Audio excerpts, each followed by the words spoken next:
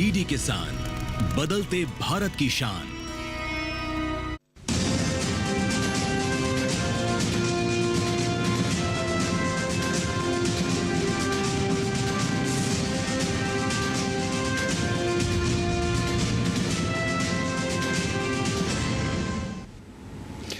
किसान समाचार के इस बुलेटिन में आप सभी का स्वागत है। मैं हूं आप सभी के साथ नारायण दत्त मिश्र। सबसे पहले इस बुलेटिन में नजर डालते हैं मुख्य समाचारों पर।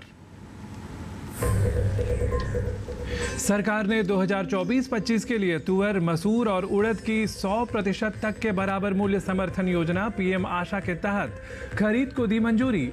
दालों में आत्मनिर्भरता हासिल करने के लिए अगले 4 वर्षों तक ये योजना रहेगी जारी।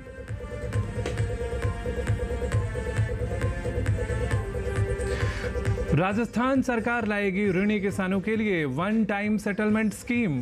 कर्ज मुक्त हो सकेंगे किसान। लगभग 200 करोड़ रुपए वन टाइम सेटलमेंट स्कीम के लिए है प्रस्तावित। भूमि विकास बैंकों से जुड़े ऋण होंगे माफ। वैश्विक बाजार में अनिश्चितताओं के बावजूद भारत का चाय निर्यात 2024 में पहुंचा 10 साल के उच्चतम स्तर पर। वैश्विक मांग से भारत का चाय निर्यात 255 मिलियन किलोग्राम तक पहुंचा। होली के अवसर पर खादी और ग्रामोद्योग आयोग ने लाखों कारीगरों को पारिश्रमिक वृद्धि का दिया उपहार। 1 अप्रैल से खादी कारीगरों के पारिश्रमिक में होगी 20% तक की वृद्धि। पिछले 10 वर्षों में खादी ग्रामोद्योग उत्पाद बिक्री में हुई ऐतिहासिक वृद्धि। और अब समाचार विस्तार से।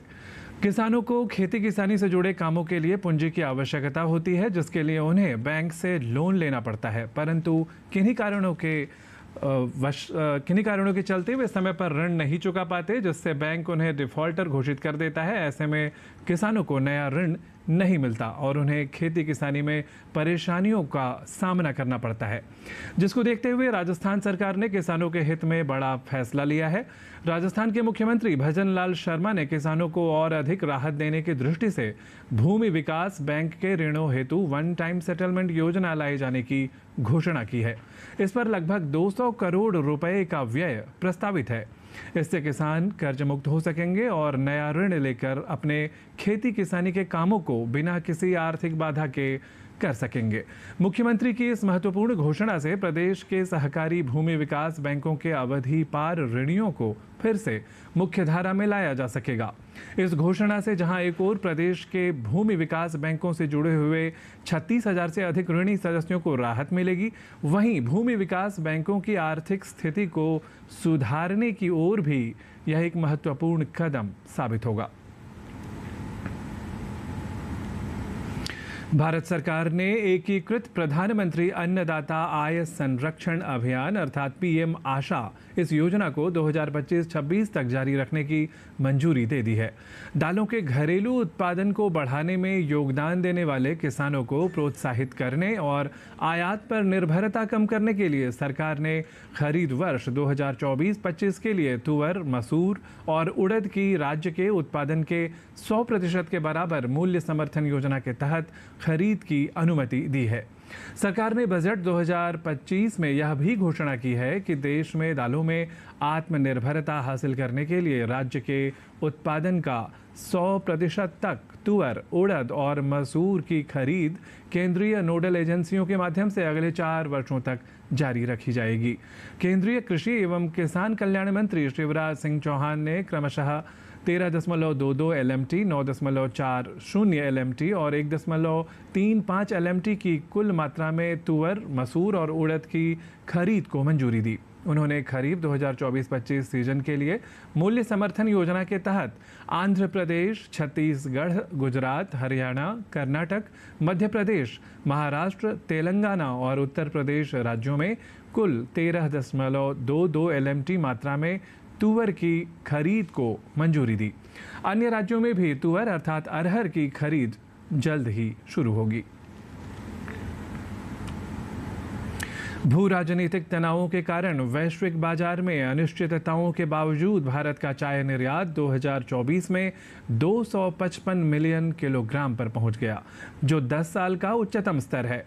भारतीय चाय बोर्ड के अनुसार निर्यात बाजार में भारतीय चाय की औसत कीमत में भी 10% तक की वृद्धि हुई, जिससे चाय उद्योग को राहत मिली, जो 2023 में खराब मौसम से प्रभावित हुआ था। उन्होंने कहा कि इराक को होने वाले निर्यात में तेज वृद्धि हुई है, जो चाय निर्यात का 20% है, और व्यापारियों को इस वित्तीय वर्ष में पश्चिम एशियाई देश को 40 से 50 मिलियन किलोग्राम चाय भेजने की उम्मीद है। भारत 25 से ज़्यादा देशों को चाय निर्यात करता है, जिसमें यूएई, इराक, ईरान, रूस, अमेरिका और यूके प्रमुख बाजार हैं। भारत दुनिया के शीर्ष 5 चाय निर्यातकों में से एक है, जो कुल वैश्विक निर्यात का लगभग 10% हिस्सा है। भारत की असम, दार्जिलिंग और नीलगिरी चाय दुनिया की सबसे बेहतरीन चाय मानी जाती है। भारत से निर्यात की जाने वाली ज़्यादातर चाय काली चाय है, जो कुल निर्यात का लगभग 96% है। भारत का दक्षिणी भाग देश के कुल उत्पादन का लगभग 17% उत्पादन करता है, जिसमें प्रमुख उत्पादक राज्य तमिलनाडु, केरल और कर्नाटक हैं। आज के समय में इंसानों के साथ साथ पशुओं में नए नए रोगों और महामारियों का प्रकोप बढ़ता जा रहा है, जिसको देखते हुए सरकार द्वारा पुरानी पारंपरिक आयुर्वेदिक और होम्योपैथी जैसी इलाज की पद्धतियों को बढ़ावा दिया जा रहा है। इस क्रम में मध्य प्रदेश के भोपाल में पशुओं की वैकल्पिक चिकित्सा पद्धति पर 2 दिवसीय कार्यशाला का आयोजन किया गया। कार्यशाला में देश के विभिन्न राज्यों के 13 विषय विशेषज्ञ और लगभग 100 से अधिक विभागीय अधिकारी शामिल हुए। इस अवसर पर पशुपालन एवं डेयरी राज्य मंत्री लखन पटेल ने कहा है कि पशुओं की बीमारियों के समुचित इलाज के लिए आयुर्वेद, होम्योपैथी, पारंपरिक चिकित्सा, यूनानी चिकित्सा का उपयोग भी आवश्यक है। वर्तमान में आधुनिक चिकित्सा पद्धति के कारण मनुष्यों एवं पशुओं में जीवाणुरोधी दवाइयों के प्रति प्रतिरोधकता का बढ़ना महामारी का रूप ले रहा है, जो एक भयानक वैश्विक खतरा बनता जा रहा है। आधुनिक चिकित्सा पद्धति से एवं एंटीबायोटिक के दुरुपयोग से इसका दुष्प्रभाव मनुष्य एवं पशुओं में देखा जा रहा है, जिसके कारण AMR की वैश्विक समस्या उत्पन्न हो गई है। अल्टरनेट वेटरनरी प्रैक्टिस जैसे आयुर्वेद, होम्योपैथी, पारंपरिक चिकित्सा, यूनानी चिकित्सा से कम खर्च पर आसानी से पशुओं की बिना किसी दुष्प्रभाव के चिकित्सा की जा सकती है। देश भर के प्रत्येक ग्रामीण परिवार को नल के पानी की आपूर्ति का प्रावधान करने के लिए भारत सरकार राज्यों के साथ साझेदारी में जल जीवन मिशन हर घर जल लागू कर रही है। मिशन की शुरुआत में केवल 3.23 करोड़ ग्रामीण परिवारों को नल के पानी के कनेक्शन होने की सूचना मिली थी। अब तक जल जीवन मिशन हर घर जल के तहत लगभग 12.28 करोड़ अतिरिक्त ग्रामीण परिवारों को नल के पानी के कनेक्शन प्रदान किए गए हैं। इस प्रकार देश के 19.36 करोड़ ग्रामीण परिवारों में से 15.51 करोड़ से अधिक परिवारों को अपने घरों में नल के पानी की आपूर्ति होने की सूचना है और शेष 3.85 करोड़ परिवारों के लिए पूरा होने के विभिन्न चरणों में है। मिशन का प्रारंभिक अनुमानित परिव्यय 3.60 लाख करोड़ रुपए था, जिसमें से केंद्र का हिस्सा 2.08 लाख करोड़ रुपए था। इसके अलावा वित्त मंत्री ने अपने बजट भाषण के दौरान जल जीवन मिशन को 2028 तक बढ़ाने की घोषणा भी की थी। होली पर्व के अवसर पर खादी और ग्रामोद्योग आयोग ने लाखों कारीगरों को पारिश्रमिक वृद्धि का उपहार दिया। 1 अप्रैल 2025 से खादी कारीगरों के पारिश्रमिक में 20% तक की वृद्धि होगी। इससे पहले 17 सितंबर 2024 को कारीगरों के पारिश्रमिक में 25% तक की वृद्धि की गई थी। पिछले 11 वर्षों में मोदी सरकार ने खादी कारीगरों के पारिश्रमिक में 275% की ऐतिहासिक वृद्धि की है। पिछले 10 वर्षों में खादी और ग्रामोद्योग उत्पादों की बिक्री में ऐतिहासिक वृद्धि हुई है।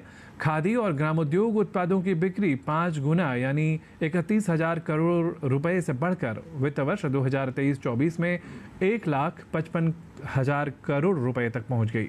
जबकि खादी कपड़ों की बिक्री 6 गुना यानी 1081 करोड़ रुपए से बढ़कर वित्त वर्ष 2023-24 में 6,496 करोड़ रुपए तक पहुंच गई। वित्त वर्ष 2023-24 में 10.17 लाख नए लोगों को रोजगार मिला। खादी और ग्रामोद्योग आयोग ने आगे खादी और ग्रामोद्योग उत्पादों का उत्पादन एवं बिक्री और बढ़ने की उम्मीद जताई है। आयोग ने यह भी बताया कि प्रधानमंत्री नरेंद्र मोदी की खादी क्रांति के प्रभाव से प्रयागराज महाकुंभ में खादी उत्पादों की 12.02 करोड़ रुपए की ऐतिहासिक बिक्री हुई है। गोबर धन पहल मवेशियों के गोबर, कृषि अवशेषों और अन्य जैविक कचरे को बायोगैस, कंप्रेस्ड बायोगैस सीबीजी और जैविक खाद में परिवर्तित कर धन और ऊर्जा पैदा करने के लिए भारत सरकार की एक प्रमुख पहल है। इस पहल के कार्यान्वयन और परिपत्र अर्थव्यवस्था को और बढ़ावा देने के लिए विभिन्न मंत्रालय और विभाग भारत सरकार एक संपूर्ण सरकार दृष्टिकोण के साथ मिलकर काम कर रहे हैं।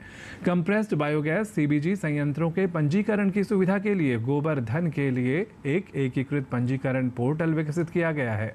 आज तक संयंत्र समर्थकों द्वारा 870 सीबीजी संयंत्र पंजीकृत किए गए हैं, जिनमें से 122,786 टन प्रतिदिन टीपीडी की स्थापित क्षमता के साथ कार्यात्मक हैं। गोबर धन पहल मुख्य रूप से कंप्रेस्ड बायोगैस सीबीजी पर केंद्रित है और बायोगैस को सीबीजी में परिवर्तित करने के लिए उपयोग की जाने वाली विभिन्न प्रौद्योगिकियां या नवाचार जो दक्षता और उत्पादकता को बढ़ाते हैं। सीबीजी स्वच्छ ईंधन का एक वैकल्पिक स्रोत है जिसे सीएनजी के साथ मिश्रित कर वाहन ईंधन के रूप में इस्तेमाल किया जा सकता है, जबकि बायोमिथेनेशन प्रक्रिया के दौरान फर्मेंटेड जैविक खाद FOM और तरल किण्वित जैविक खाद LFOM के उत्पादन से ग्रामीण और कृषि क्षेत्र के लिए खाद या जैविक खाद की उपलब्धता बढ़ जाती है।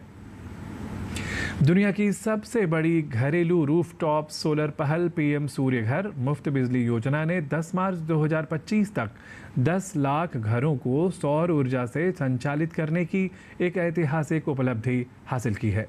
13 फरवरी 2024 को प्रधानमंत्री नरेंद्र मोदी द्वारा शुरू की गई यह परिवर्तनकारी योजना भारत के ऊर्जा परिदृश्य को तेजी से नया आकार दे रही है।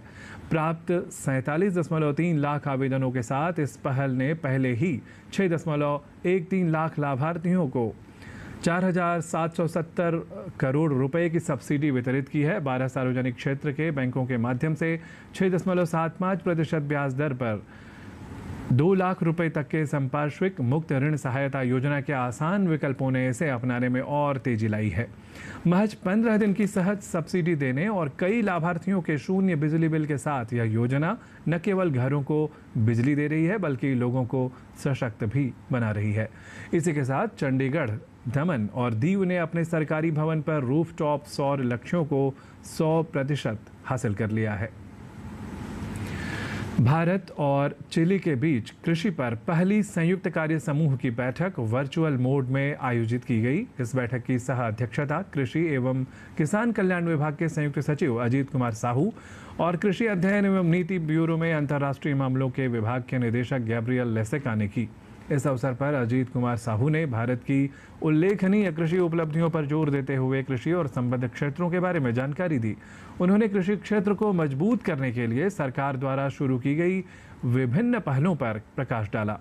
इनमें डिजिटल कृषि मिशन, लखपति दीदी कार्यक्रम और कृषि सखी जैसी महिला नेतृत्व वाली पहल शामिल हैं। इसके अलावा प्राकृतिक और जैविक खेती, फसल बीमा, ई-नाम और एग्रीश्योर पर भी विचार साझा किए गए, जिसका उद्देश्य कृषि क्षेत्र और ग्रामीण विकास में वृद्धि को बढ़ावा देना है। उन्होंने कहा कि यह बैठक भारत और चिली के बीच द्विपक्षीय संबंधों को गहरा और मजबूत करने की दिशा में एक महत्वपूर्ण कदम है। इस बैठक में कृषि एवं किसान कल्याण विभाग, भारतीय कृषि अनुसंधान परिषद, पशुपालन एवं डेयरी विभाग तथा विदेश मंत्रालय के वरिष्ठ अधिकारी भी सम्मिलित हुए। केंद्रीय राज्य मंत्री डॉक्टर जितेंद्र सिंह ने शिलांग में उत्तर पूर्वी प्रौद्योगिकी अनुप्रयोग एवं प्रसार केंद्र नेक्टर के नए स्थायी परिसर की आधारशिला रखी। इस अवसर पर उन्होंने कहा कि प्रधानमंत्री श्री नरेंद्र मोदी के नेतृत्व में पूर्वोत्तर क्षेत्र में तेजी से हो रहे परिवर्तन से तकनीकी और कृषि उन्नति के नए अवसर पैदा हो रहे हैं। उन्होंने कहा कि मिशन सैफरन पहल ने 2021 से सिक्किम, अरुणाचल प्रदेश और मेघालय में केसर की खेती का विस्तार किया है। वहीं नागालैंड और मणिपुर राज्यों में भी केसर की खेती का विस्तार करने की योजनाएं क्रियान्वित की जा रही हैं। उन्होंने विश्वास व्यक्त किया कि पूर्वोत्तर भारत जम्मू कश्मीर के पंपोर के बाद अगला केसर उत्पादन केंद्र बनकर उभरेगा। यह परियोजना बंजर भूमि को खेती के लिए उपयोग में लाने के लिए बनाई गई है। कार्यक्रम के समापन पर डॉक्टर जितेंद्र सिंह ने विज्ञान, प्रौद्योगिकी और बुनियादी ढांचे से संबंधित सुधारों के माध्यम से पूर्वोत्तर को सशक्त बनाने के लिए सरकार की प्रतिबद्धता दोहराई, ताकि यह सुनिश्चित किया जा सके कि यह क्षेत्र भारत के विकास पथ पर देश के बाकी हिस्सों के बराबर खड़ा हो। और आइए अब जान लेते हैं मंडी भाव।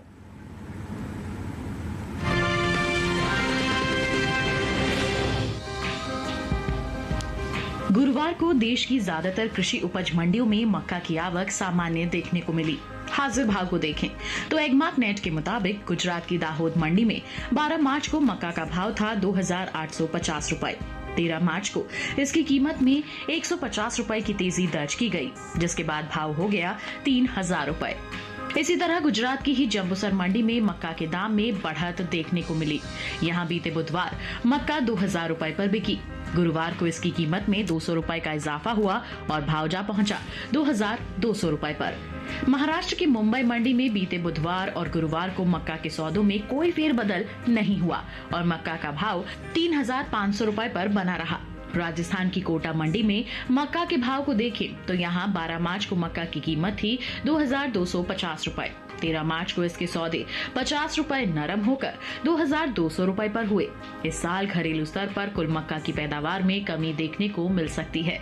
कृषि मंत्रालय की ओर से जारी पहले अग्रिम अनुमान के मुताबिक साल 2024-25 के दौरान देश में कुल मक्का की उपज 245,41,000 टन होने का अनुमान जताया गया है, जो पिछले साल की 376,65,000 टन की पैदावार की तुलना में करीब 131,24,000 टन कम है। अनुमान है कि कुल मक्का की उपज का असर इसके बाजार भाव पर पड़ सकता है। बता दें कि केंद्र सरकार ने विपणन सत्र 2024-25 के लिए 14 खरीफ फसलों के न्यूनतम समर्थन मूल्य में बढ़ोतरी की है।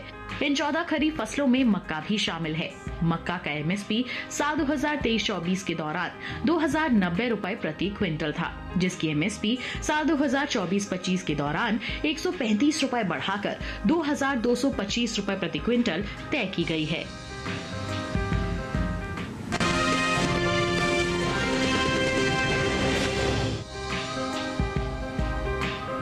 इन दिनों देश की ज्यादातर मंडियों में सरसों की आवक सामान्य बनी हुई है।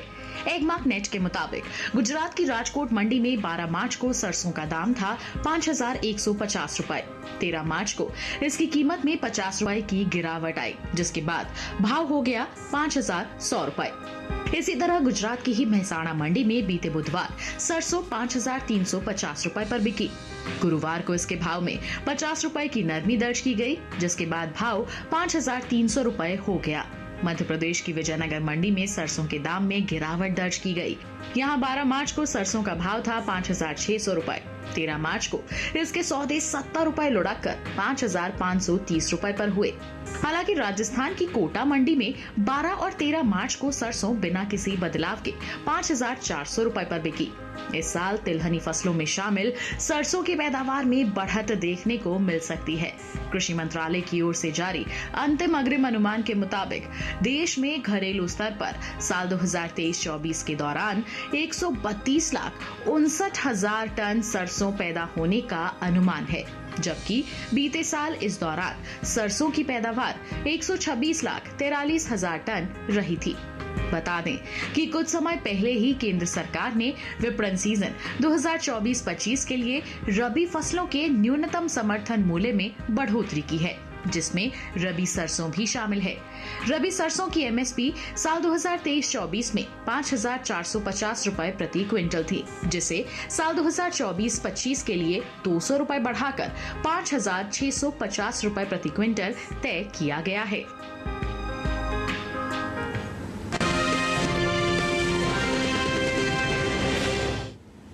और अब बात मौसमी खेती की। किसान इस मौसम में कैसे रखें अपनी खेती का ख्याल, आइए देखते हैं।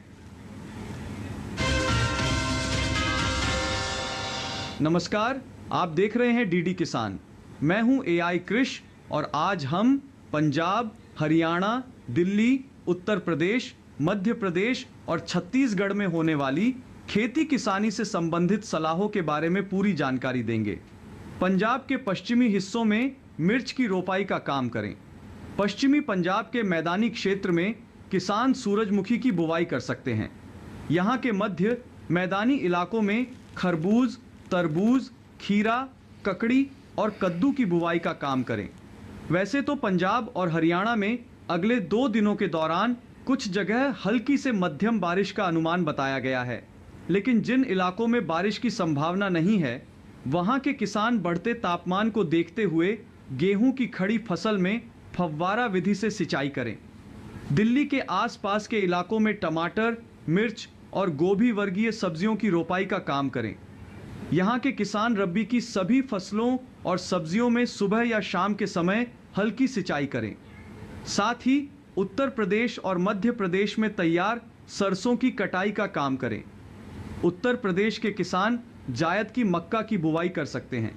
बुंदेलखंड वाले इलाकों में टमाटर, बैंगन, मिर्च, गोभी और प्याज की रोपाई जारी रखें।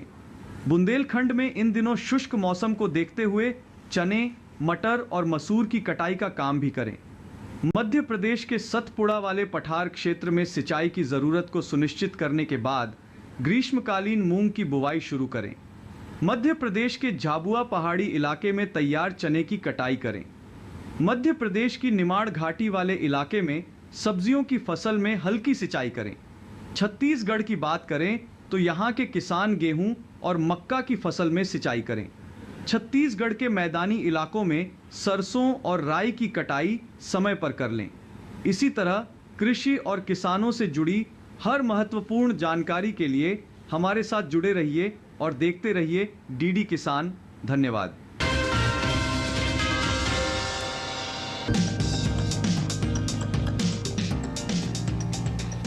ये समय करेले की बुआई के लिए काफी बेहतर है। करेले की बुआई के लिए 1 हेक्टेयर के लिए 5 से 6 किलो बीज पर्याप्त है। बुआई करते समय ध्यान रखें कि पंक्ति से पंक्ति की दूरी 120 सेंटीमीटर और पौध से पौध की दूरी 60 सेंटीमीटर रखें। किसान करेले की कई किस्मों की बुआई कर सकते हैं, जैसे पूसा विशेष करेले की इस किस्म की बुआई उत्तरी भारत के मैदानी क्षेत्रों, खासकर हरियाणा और दिल्ली में की जा सकती है। इस किस्म की 1 हेक्टेयर में 150 क्विंटल तक पैदावार ले सकते हैं।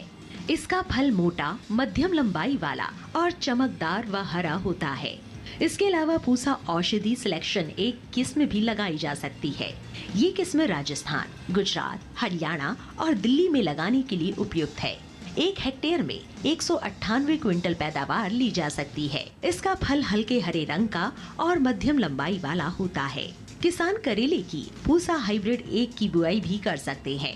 उत्तरी भारत के मैदानी इलाकों में इसकी बुआई की जा सकती है। 1 हेक्टेयर में 200 क्विंटल तक की पैदावार ली जा सकती है। इसका फल मध्यम लंबाई और मध्यम मोटाई वाला होता है।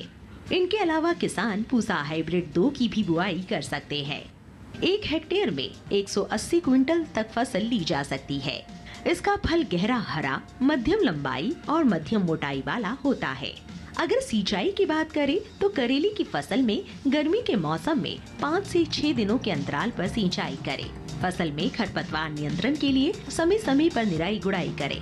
करेले की फसल में फल मक्खी के हमले की आशंका बनी रहती है। ऐसे में उचित दवा का छिड़काव विशेषज्ञों की सलाह से कीट प्रभावित जगह पर ही करें।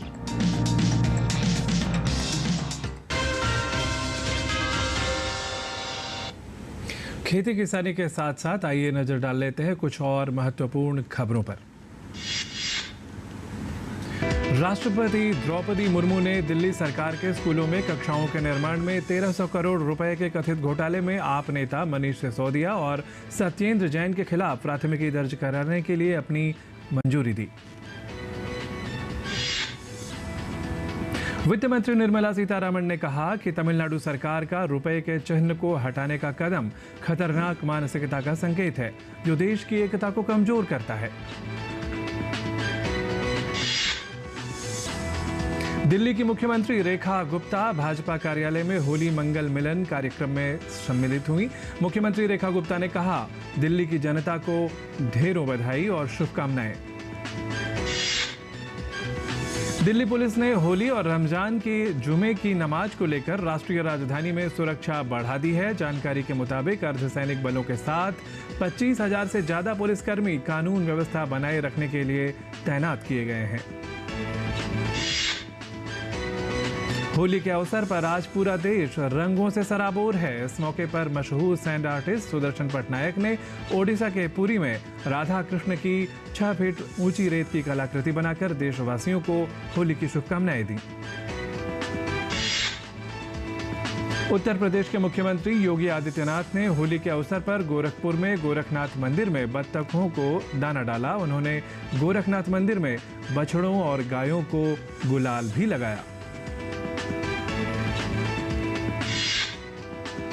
किसान समाचार के इस बुलेटिन में आज के लिए इतना ही। मुझे दीजिए अनुमति। नमस्कार।